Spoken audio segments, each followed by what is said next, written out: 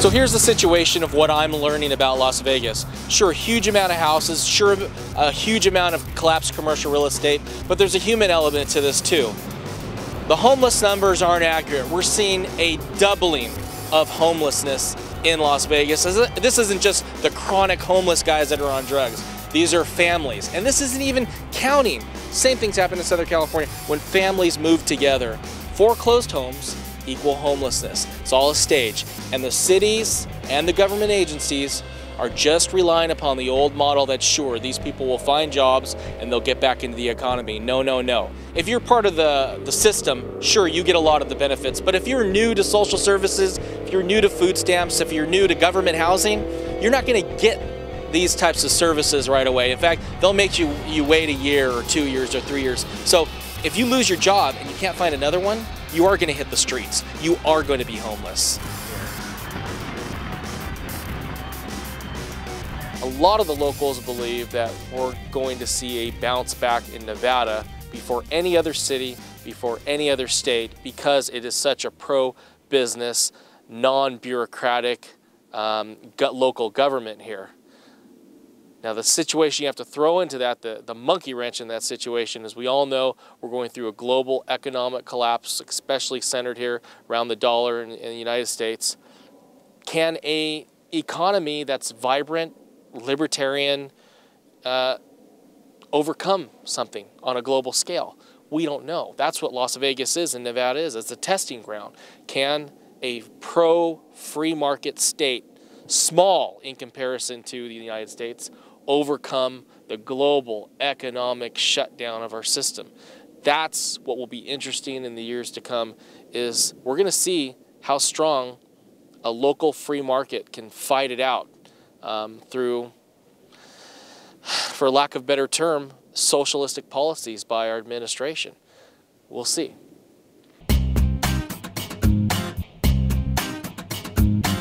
Downtown Las Vegas. This is the other side of Las Vegas. It's not the Strip, the big corporate casinos. This is the older part of Vegas. This is the part of Vegas that the mayor wanted to leave as his legacy.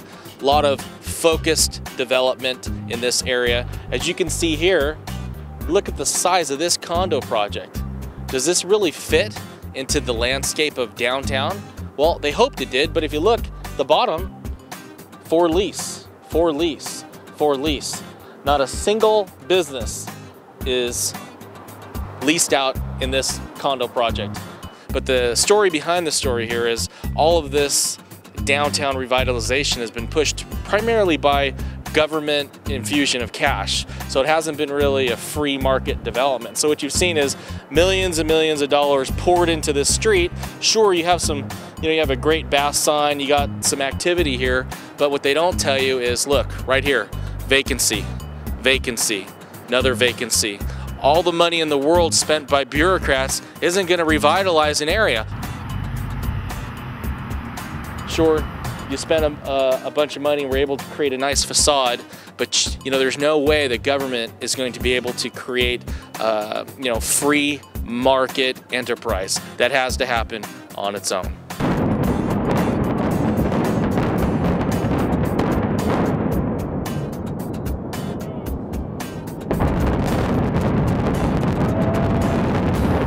We're at the Echelon project, a $4.8 billion project, 5,000 rooms, 87 acres, the second largest project in Las Vegas, Nevada. Can you imagine? $4.8 billion for one project. Well, come on, I'll take you inside, show you guys what's going on here. Here's the reality, guys. It started in June of 2007. It ended in July of 2008. So here's what you have on the Strip. This isn't million, this isn't 100, this isn't $200 million. This is a $4.8 billion project. Huge corporate Wall Street money, funded of course by the Federal Reserve, flowed into Vegas. I mean, you're talking about money from Dubai coming in here. Unbelievable, unheard of projects. I mean, can you imagine that? $4.8 billion for one single 87-acre project? I can't even fathom. And here they are, totally collapsed, totally put off. Management of the project is saying, The credit markets have freezed up, and they don't know when the project will begin. Let's not kid ourselves. This project will never get off the ground. This is a dead man walking.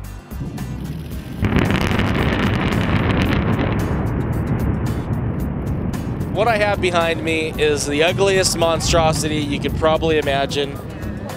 $9 billion residential casino development. Just take a look at this. This is Little Dubai. Got that building right there, that casino. These two middle buildings aren't even, there's no one even in this building. They didn't even finish construction on it. And then behind that, all those three glass buildings, all upscale, supposedly upscale residential. Just sick, it's just sick. Do people see this? People are walking down the street, they're drinking, they're having fun. You know, they take a look at this, they don't see what I see or what you guys see. $9 billion. Think about that, $9 billion. Dubai World was a big investor in this project. Total bust, total waste, and they're probably getting bailed out by your tax dollars. So there you go, America, right in front of you.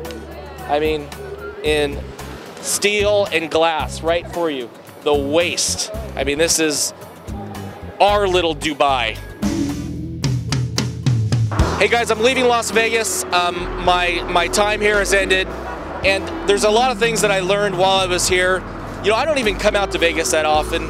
I can't understand all the heavy consumerism that goes on here. I don't think that's the future, even those billions and billions of dollars were invested here. Because I've learned from the people that worked here, this isn't a bastion of free market capitalism. Sure, they have no corporate income tax, they don't have a state income tax, but they got sales taxes as high as California. Their car registration fees are actually higher than California. And the people that live here, that have worked here over a long period of time, have seen the corporatization of the casinos. Sure, the mafia used to run them in the past, but at least the people working for the casinos had a chance.